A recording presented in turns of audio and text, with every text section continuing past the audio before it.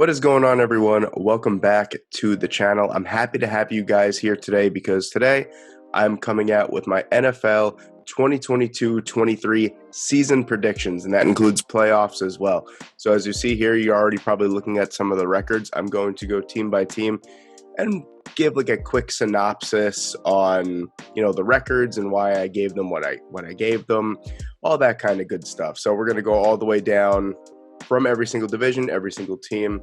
Then we're going to go into the playoff matchups as well. So I'm super excited for this video.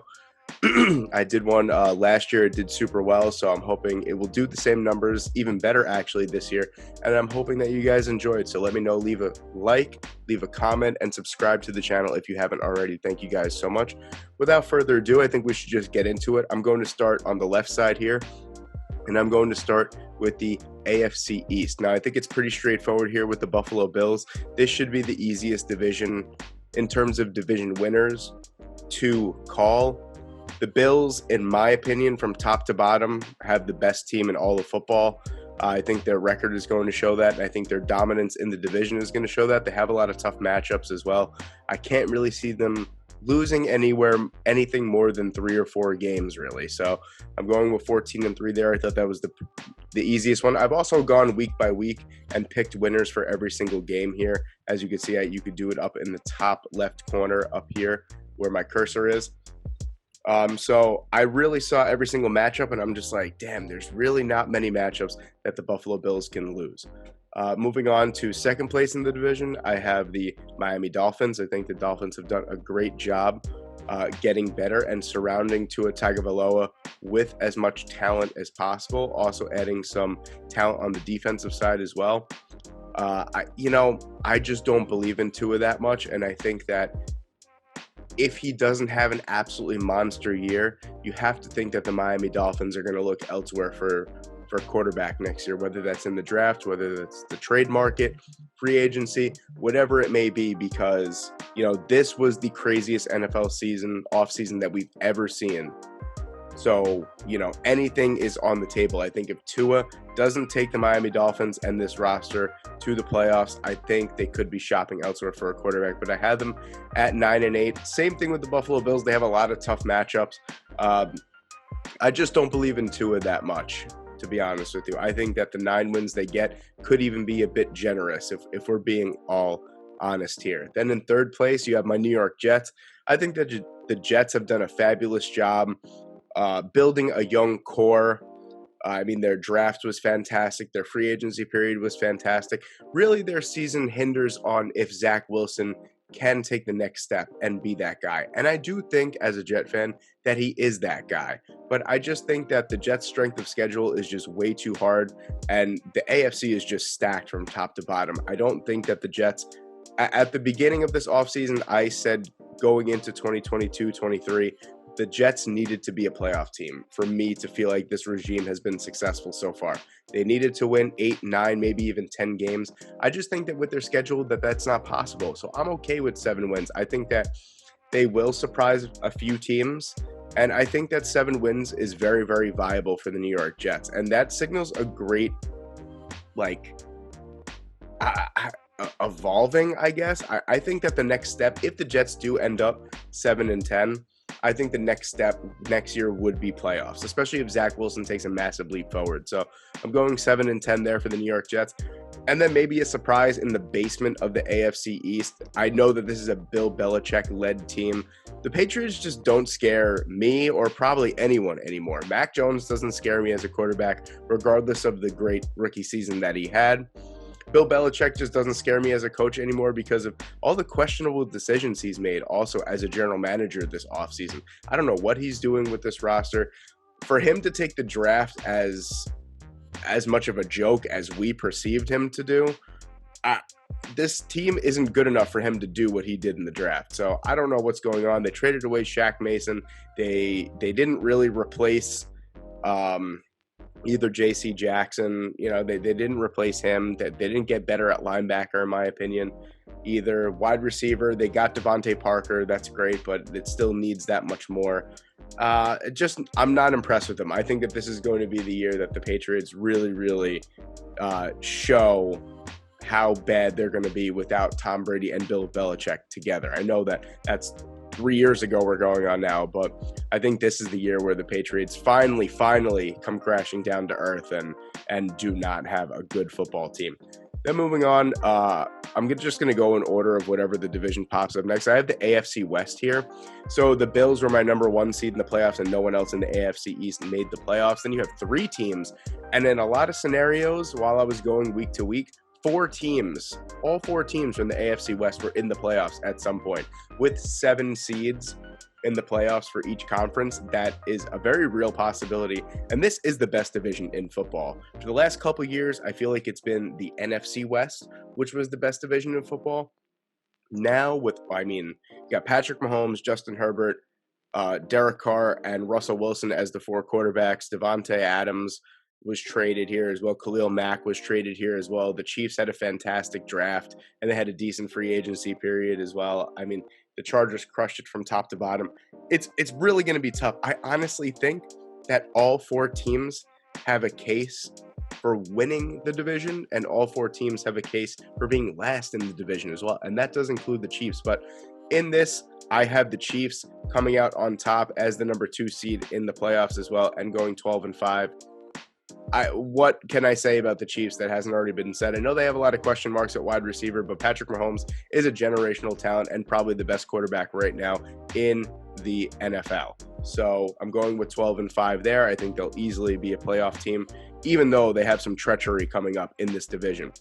And then in second place in the division and the 5th seed in the playoffs, I have the Los Angeles Chargers. I feel like this definitely is the year that the LA Chargers take a massive leap. They invested heavily in their future. They have one of the most talented rosters from top to bottom, especially on the defensive side now. Getting J.C. Jackson, getting Khalil Mack. I mean, Sebastian Joseph Day, Austin Johnson.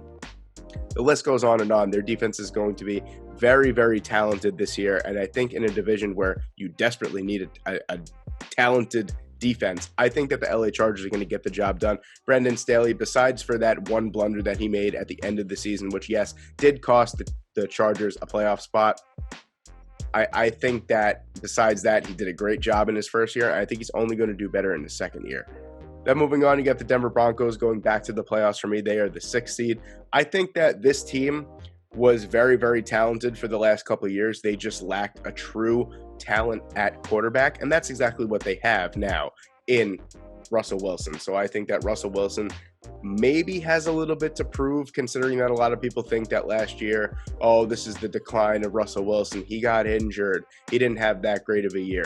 Yeah, for Russell Wilson, he didn't have that great of a year, but he still had a pretty respectable year, and that was the first time in his whole career that he's been on IR, so he's coming back healthy. He's coming back a little bit more motivated as well. He's got something to prove, and he's in a super tough division. So I think we're going to get the absolute best out of Russell Wilson this year. Then moving on to the last place team in the division at 10-7, I had the Las Vegas Raiders, and it kind of pains me to say because I really like the Raiders. I like what they did this offseason. Their defense is the worst in the division, though. So I think that's really what's going to be the absolute key.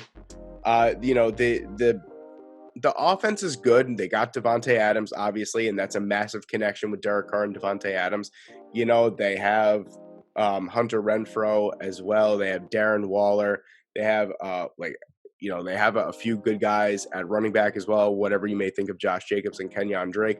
But their offensive line isn't that great. It's the worst in the division, and then their defense is the worst in the division. So that's kind of really what I went with here. But they still wound up 10-7 in all my predictions. So like I said, it's anyone's division, essentially. Then moving on, I have the AFC North, and I have the Bengals coming out on top. The Bengals are one of the most improved teams in the NFL, and it's really because their only real weakness was their offensive line, and they did a Chiefs-type overhaul and absolutely made this offensive line more of like a top 10 unit than a bottom 5 unit now. I think that Joe Burrow got a taste of the Super Bowl, and I think that the Bengals are going to be a playoff staple for at least the next 5 years now. I think that as long as they continue to improve on the defensive side of the ball as, the seasons go on, I think they have a real shot of making the Super Bowl again. I don't know if it'll be this year. Let's wait and see until those division matchups come up. But I definitely think that they do win the division. It's going to be tight. I mean, you look at it here, 11-6, 10-7, 9-8, 8-9. It's definitely going to be tight, as the NFC North usually is. So moving on to the next team. And the only reason why I think the Cleveland Browns are a wild card team this year is because we have no clarity on the Deshaun Watson situation. How many games he's going to be suspended, if he's even going to play, we don't know. So I went with the 4-game suspension because I feel like that's the easiest in the NFL. So I went with a 4-game suspension for Deshaun Watson. Could be 5, could be 6, maybe it's even half the season, could be 8 or 9. Who knows what it's going to be? But I went with 4, and that's where the Cleveland Browns kind of ran into problems. I did have them going, I believe 1-3 in their first 4 games without Deshaun Watson. So when he comes back, obviously they'll be much better. But I think that in this division, as tightly contested as it's going to be, you have to be competitive from day one. And if the Cleveland Browns do start out 1-3, it's going to be a real problem for them to win the division. But I still have them as a wild card team because I believe that they are the second best team in the division. I talent-wise, I think they just trumped the Baltimore Ravens by that much. And then speaking of the Baltimore Ravens, that's just how the cookie crumbles. I feel like it comes down to divisional records, and I just realized looking at it now that I have all 4 teams at 3-3. So it can't get much more even than that, 500 down the line. But I feel like that's really how this division plays out. I feel like last year it played out like that, except for the Browns beating the Bengals both times. I feel like most teams split every single matchup. And it's more prevalent in the AFC North than I feel like any other division. But I have the Ravens going 9-8, and there's no hate Lamar Jackson whatsoever. I think that he is a top 10 quarterback in the NFL. I think that they improved massively in the draft, but they have a few question marks, especially Marcus Peters, coming off of a pretty significant injury and being on the wrong side of 30, and also not really being the best cover corner as it is. I feel like that could be a real weakness for the Baltimore Ravens in a pretty pass-heavy AFC North. And then the Steelers are just kind of like the worst of the lot, and I don't mean that in a negative way. I feel like their quarterback situation is clearly the worst out of the whole division, and that's not even me trying to be negative either there. I think Kenny Pickett is a fine prospect. I think that Mason Rudolph, Mitchell Trubisky, and Kenny Pickett are a fine 3. If you want to go 3 deep at quarterback, that's not bad at all. But we just don't know what we're going to get from Kenny Pickett yet, and I really do feel like he's going to be starting from day one or close to it. Maybe week 3, week 4, we see Kenny Pickett, but I feel like Mitch Trubisky and Kenny Pickett can't get it done this year. But in the future, I think the Steelers are in great shape for the future. Then moving on to the AFC South, I have the Indianapolis Colts at 10-7. This is real simple. They added a lot of veterans that shored up their weakest areas. So you got Stephon Gilmore, you got Yannick Ngakoue, and you got Matt Ryan to fill your 3 biggest areas of need. And there you go. And they drafted Alec Pierce to add to Michael Pittman.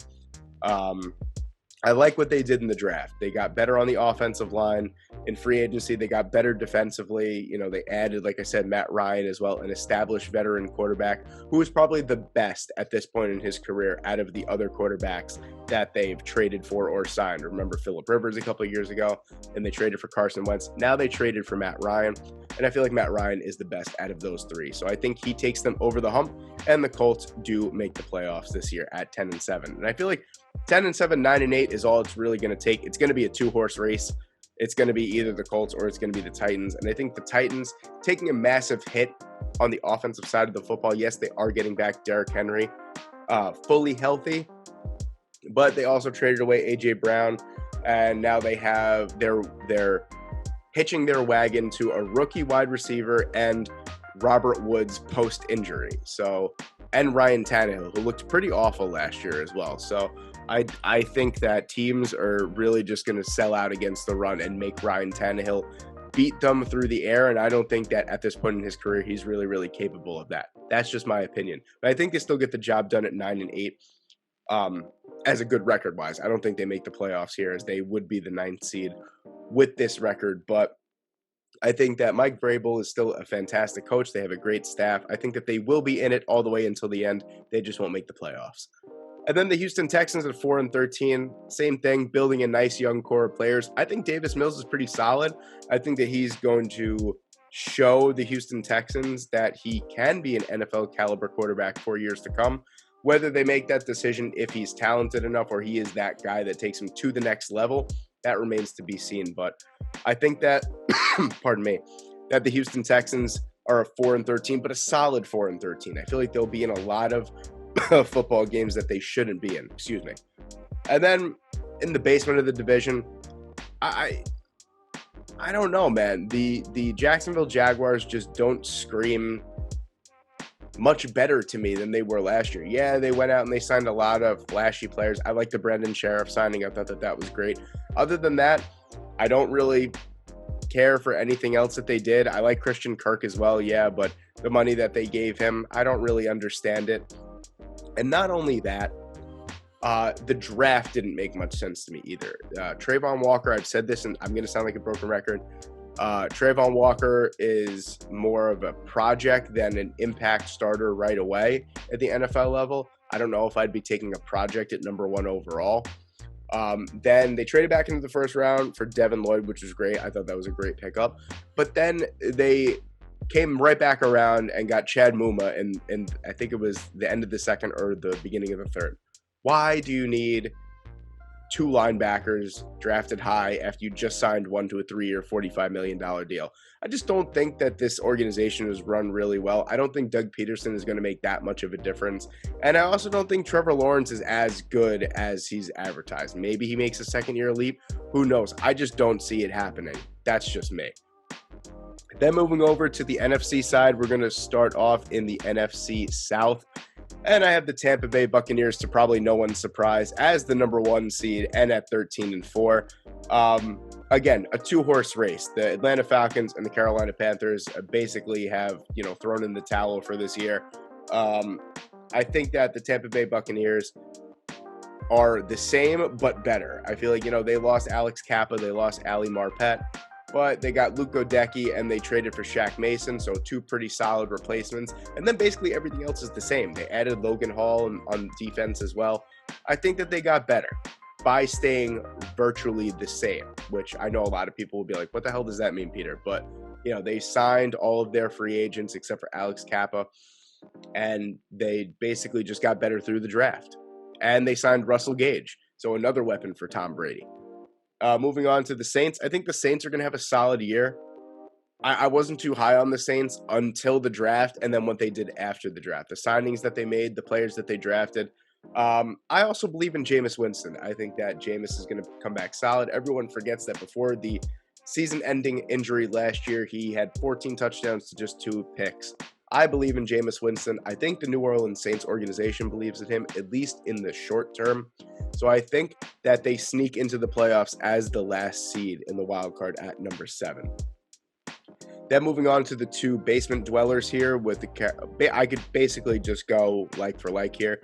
The Carolina Panthers and the Atlanta Falcons are just not talented enough for me to think that they're going to do anything more than probably have a top 5, certainly a top 10 draft pick, especially the Atlanta Falcons. At least the Carolina Panthers have a pretty solid wide receiving core. They just don't have a good quarterback on their roster. And then Christian McCaffrey is made out of glass, bones, and paper skin lately, so you don't know what you're going to get out of him. Atlanta, they had a super solid draft. They're getting set for the future. They just really have Drake London and Kyle Pitts to throw to, and I know that that's pretty good, but, now they have Marcus Mariota. They have Desmond Ridder behind him, who's basically a like for Marcus Mariota. I don't really know what they're doing in the quarterback department. I think that they're just going to ride out the season and try and get a top 3 pick and try and get C.J. Stroud or Bryce Young. I think that's honestly what they're going to try and do, and then build around him. Then moving on to the NFC North here, I have the Green Bay Packers at 12-5. I wasn't really impressed with their offseason as a whole. And then their draft, I wasn't super impressed with. They had a couple really nice late-round pickups. You think of Rasheed Walker, Kingsley Enagbare. I like their Christian Watson pick in round 2. And Romeo Doubs in round 5 is super solid as well. Don't get me wrong. I think the offense is going to struggle a little bit at the beginning. I know that Aaron Rodgers is a 2-time consecutive MVP, but, 2 rookie wide receivers, and then you have Sammy Watkins and, not much else besides for that. So I think that he's going to take a little bit to find his footing. But once he does, Aaron Rodgers is still spectacular and a top 3 quarterback in the NFL. So I think that they will definitely be solid in the offensive department. And also, you forget that they have Aaron Jones and A.J. Dillon in the backfield to take some of the load off of Aaron Rodgers as well. On the defensive side of the ball, they definitely got better. They also locked up Jair Alexander, which was a huge relief. They added They added Quay Walker, and they also added Devontae Wyatt in the first round. So 2 super solid pieces to add to that defense. I think that they're going to be just fine at 12-5. And then maybe a surprise to some people, I really like the Vikings this year. I think that the Vikings, despite going through that early offseason drama with Spielman and Zimmer getting fired, all that kind of stuff, I think that they added some pretty decent pieces in the draft. They made a draft day trade that really didn't make that much sense to me, basically moving back 20 spots for a second-round pick swap and just adding a third-round pick. So that kind of made me scratch my head. But they added so many solid pieces that they could plug and play right away. Lewis Cine comes to mind. You think of Andrew Booth. I think of Brian Asamoah. Where they really struggled was on the defensive. They're also getting Herb Smith back fully healthy to add to the fold. Hopefully Adam Thielen can stay healthy and rekindle some of his 3 or 4 year ago magic. And then Justin Jefferson is a top 3 receiver in the NFL. So as long as Kirk Cousins can find those guys the ball, I don't think that they'll have any trouble making the playoffs at 10-7, especially in a weaker conference that the NFC is this year. And then moving on, another surprise. I think that the Detroit Lions are going to be pretty good this year. I think that they have some solid pieces in place. I don't think their defense is quite there yet. I think maybe another year or maybe even 2 of some quality first-round picks to really get that defense to where Dan Campbell wants it to be. Offensively, I think Jared Goff, it was okay last year for them. Adding Jameson Williams into that fold is fantastic as well. Adding DJ Chark into that fold as well. With TJ Hawkinson, DeAndre Swift. I think that they have something very low-key brewing here. And also, don't forget, they were in a lot of one-score games last year. They were not getting blown out. I think they only got blown out in week 2, and then the week that they gave up 40-something points to the Eagles. So they were in basically every single loss that they had. So don't sleep on the Detroit Lions this year. And then moving on, another team that I just think that didn't get it done in the offseason or the draft. I think that the main focus for the Chicago Bears this offseason was supposed to be protecting Justin Fields and getting him weapons. And I can't help but think that they failed at doing both of those things. They went dumpster diving in free agency. The one free agent pickup that they really went after, and then it fell through, was Larry Ogunjobi. I don't think that they got better. I think that they got much worse. And I feel bad for Justin Fields because I really feel like he's going to feel the pain this season. 4-13. I think they get a top 5 pick. Maybe they'll use that top 5 pick on Jackson Smith-Njigba. Who knows? But I don't think that they're going to be good this year. Then moving on to the NFC West, I have the LA Rams at 12-5, winning the division. Pretty straightforward. I think that they did lose a lot of talent because of the cap situation, but they also added Allen Robinson on the offensive side of the ball, and they added Bobby Wagner as well. So, I mean, just 2 more superstars to add to an already star-studded LA lineup. So, I think 12-5, I think that they repeat as division champions. Then, to the second place team in the division, I know this might be an unpopular opinion, especially with a disgruntled quarterback, quote unquote, and then you have DeAndre Hopkins missing the first 6 games of the year with the PED suspension, but I still like the Arizona Cardinals. I like the trade for Marquise Hollywood Brown. They got Trey McBride. They added some solid pieces in the draft as well. And they signed basically all of their free agents. So you're keeping basically the same team together and just adding pieces here and there to make that core that much better. I think 10-7 is more than reasonable enough for the Arizona Cardinals. Then moving on to the San Francisco 49ers. I don't know who's going to be the starting quarterback going into this year. Is it going to be Trey Lance? Is it going to be Jimmy Garoppolo? Either way, I don't really think that the 49ers are going to be that great. I probably say this every year, and then the 49ers just defy me every single year, and they say, up yours, we're going to win 10 or 11 games. But I'm thinking of this record with more of Trey Lance in mind. Now, a couple of reports have come out in this offseason saying that the 49ers continue to be disappointed with what they see in Trey Lance. Now, how could that be? You know, a one-year starter at an FCS team, how could that be? That, you know, maybe they'll be disappointed.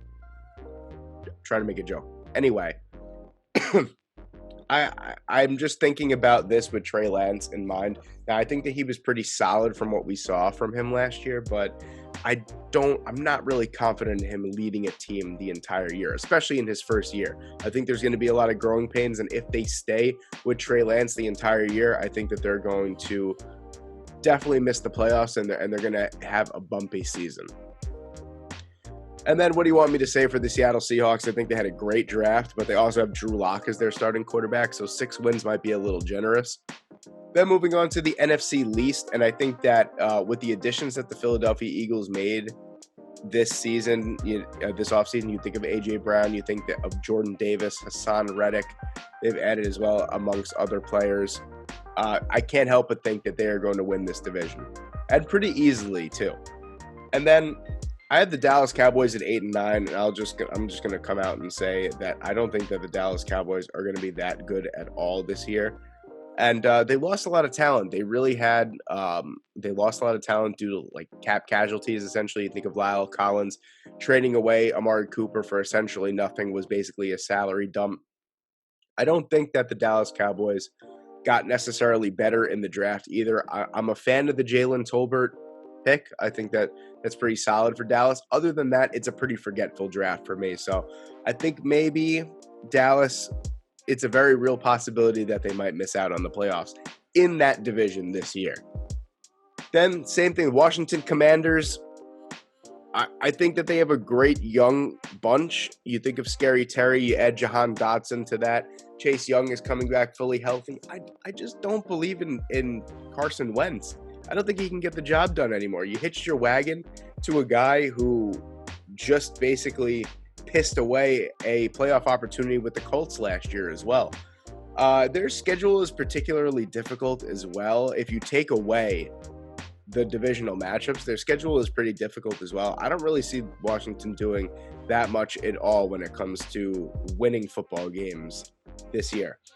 And then kind of the same thing with the Giants. I like Brian Daboll a lot. I like what the Giants have done this offseason and this draft. I just think that they're either a year away from contending with a superstar quarterback, or they're going to have to start from square one when they finally realize that Daniel Jones definitely is not it and they have to get rid of him.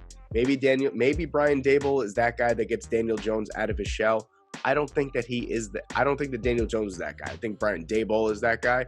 I just don't think that Daniel Jones is capable of winning in New York, and I think that's really what's going to hold back this pretty talented Giants team this year.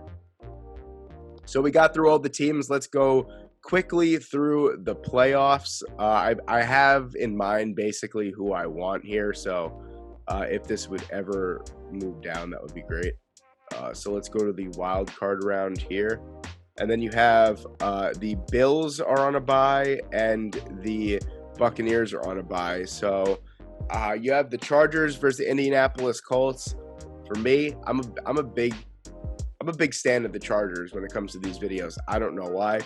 I feel like if Justin Herbert gets into the playoffs, he can make a deep run, and I feel like that's what's going to happen. I'm going to go with the Chargers. Denver Broncos against the Bengals. These would be some scintillating matchups here now that I'm looking at it.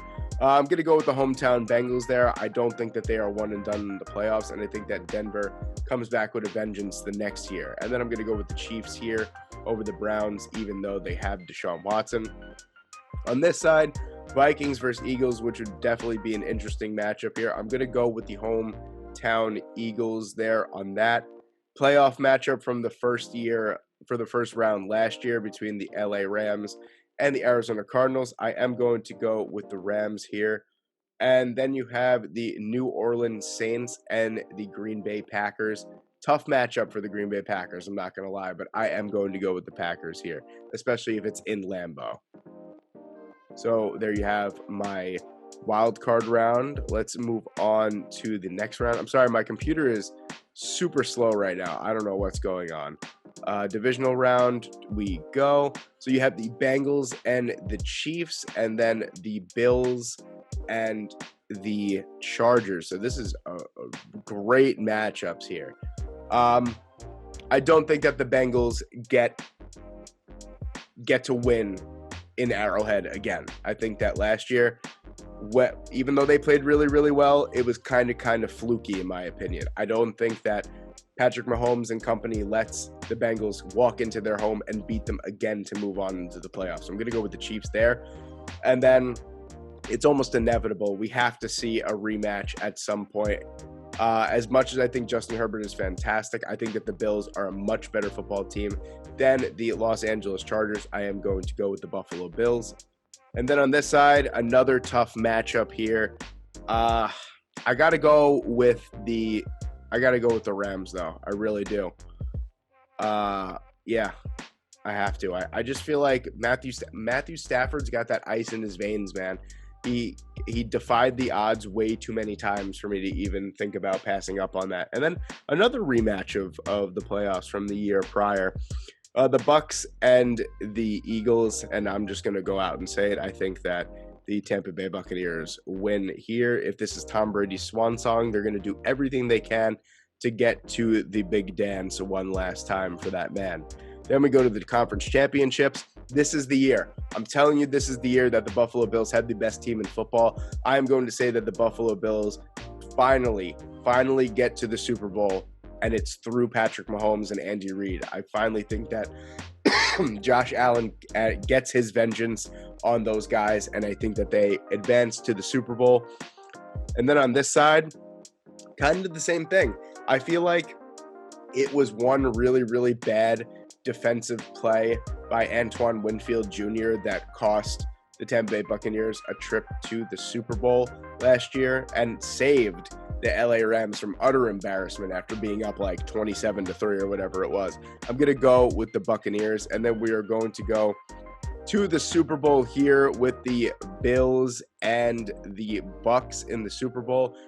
You know, if it's Tom Brady's swan song, I think that Tampa Bay does everything in their power to win the Super Bowl for the GOAT. Nah, I'm just playing. I'm going with Bills and the Bills Mafia, baby. I think that the Bills finally get it done this year. I think they have the most talented roster from top to bottom, and the Buffalo Bills are your 2022-2023 Super Bowl champions. I'm going with the Buffalo Bills, baby. Thank you guys so much for watching this video. I hope you guys enjoyed. Please leave a like, please comment, and please subscribe to the channel if you haven't. Bills Mafia, baby. Peace. I love y'all.